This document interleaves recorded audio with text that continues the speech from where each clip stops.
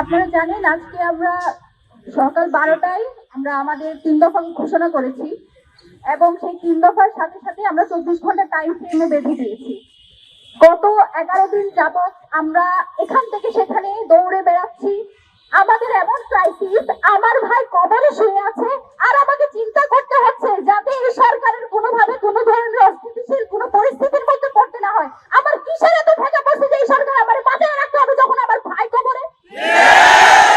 আমার কিসের এত ঠেকা পড়ছে যে কোথায় কি ক্যাবিনেট হবে সেটা দায় সরকার নেবে না বলে আমাদের জনগণকে শান্ত রাখতে হবে? জনগণ তো আমাদেরকে ভয় বুঝতেছে।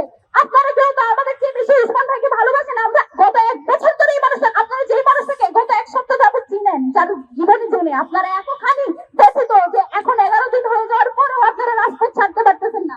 উসমান হাদির এই যে 10-11 জনের যে কোর টিম, তার যে ইনকিলাব মঞ্চ, তাদের ভালোবাসাটা আপনাদের চেয়ে বেশি না? এই মানুষগুলো এখনো পর্যন্ত সরকারকে সব ধরনের সহায়তা করে যাচ্ছে এই এক শর্তে, যাতে যে উদ্দেশ্যে উসমান হাদিকে হত্যা করা হয়েছে দেশকে অস্থিতিশীল করার জন্য, যে আওয়ামী দোসররা ভারতে বসে দেশকে অস্থিতিশীল করার যে ষড়যন্ত্র করছে সেটা যাতে সফল না হয় সেটা আমরা হতে দিচ্ছি না। মানে এই না যে আমাদের কোনো ঠেকা আছে এই সরকারকে সরকারে এখন বসে রাখবো আমরা, এইসব কথা চিন্তা করে। আমাদের বার্তা খুবই স্পষ্ট।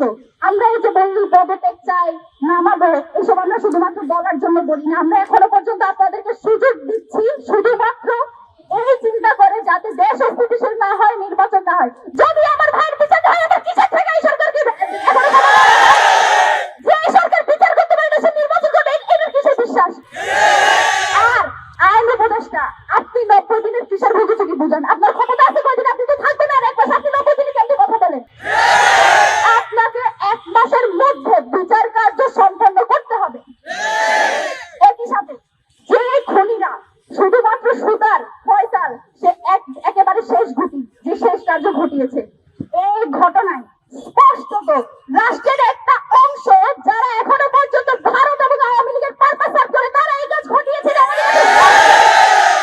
তাদেরকে যত দ্রুত সম্ভব, এই যে মিলিটারি ইন্টেলিজেন্স, তাদের কাছে সব তথ্য ছিল আমার ভাইকে কারা খুন করবে, তারা কিভাবে ছাড়া পেয়েছে, তারা যে ইনকিলাব কালচারাল সেন্টারে আসছে, সব তথ্য তাদের কাছে ছিল। তারপরে তারা এই কাণ্ড ঘটতে দিয়েছে। তার দায় তাদেরকে নিয়ে এখনো পর্যন্ত যে আওয়ামী দোসররা এই সব কার্য ঘটাচ্ছে তাদেরকে অতি দ্রুত গ্রেফতার করতে হবে। এই ব্যাপারে কোনো সুশীলতা মানি না। আমরা এখনো পর্যন্ত স্থির আছি। বাংলাদেশের জনগণ মুখিয়ে আছে কখন ইনকিলাব মঞ্চ ঘোষণা দিবে এবং তারা রাজপথে নেমে এসে যা পারে তাই করবে। আমরা সেটা বুঝতে না। তার মানে এই না যে আমরা শেষ পর্যন্ত দেখে যাবো যে আপনারা কি করেন। আজকে বাংলাদেশে বিভিন্ন জায়গায় হত্যা হচ্ছে, বিভিন্ন জায়গায় গুলি করে মানুষকে মেরে ফেলা হচ্ছে। যে সরকার স্থিতিশীল দেশ রাখতে পারছে না, তো স্থিতিশীলতার দোহাই দিয়ে আমরা কি সব আটকে রাখবো? আমার কোনো ঠেকা নাই যে আপনারা আমি সরকারে বসে রাখবো। লেখায় বাইর করবে এই সরকারের যে এই সব ব্যাপারে কোনো সুশীলতা হবে না যতদিন পর্যন্ত আমার ভাইয়ের বিচার হবে। আমার আপনাদের সাথে কোনো সুশীলতা নাই। আমার যা হারানোর আগে হারাই ফেলছে, এখন আমার সরকার নিয়ে চিন্তা ভাবনা করার কোনো দরকার নেই। আমাদের বিচার রাখবে এবং সেটা নির্বাচনের আগে, এবং সেটা 1 মাসের মধ্যে। এই 1 মাসের মধ্যে বিচার কার্য সম্পাদন করার জন্য 24 ঘন্টা টাইম ফ্রেম দিয়েছি। যদি না পারেন, আপনারা আরেকটা চিন্তা ভাবনা করতেছেন সরকার তো আর বেশি দিন নাই, মাসখানেক সময় আছে, আগে ভাগে একটু পদত্যাগ করে পালাইয়া যায়। না, আপনাকে আমরা পালাইতে দিব না, দিচ্ছি না।